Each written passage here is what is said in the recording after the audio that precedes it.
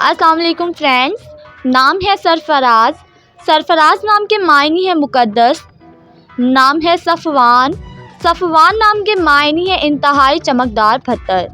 नाम है इर्तिज़ा। इर्तिज़ा नाम के मायने है पसंदीदा, महबूब होना। नाम है हसन।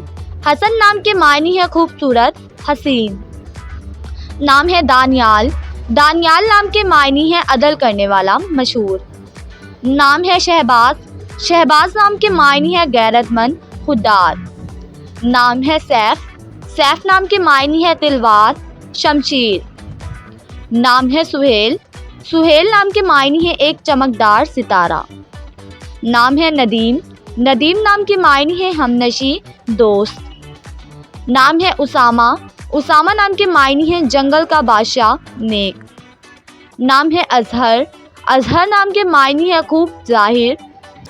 नाम है राफ़े। राफ़े नाम के मायने है अल्लाह पाक का सफ़ाती नाम। नाम है मुआज़।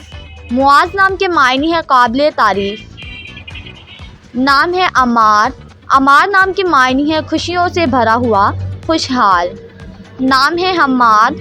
हम्माद नाम के मायने है तारीफ़ के काबिल। नाम है अमान।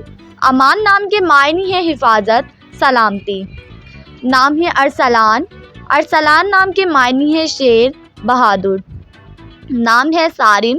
सारिम नाम के मायने है दिलेर, निडर। नाम है आमिर। आमिर नाम के मायने है कामयाब, गुंजान, आबाद।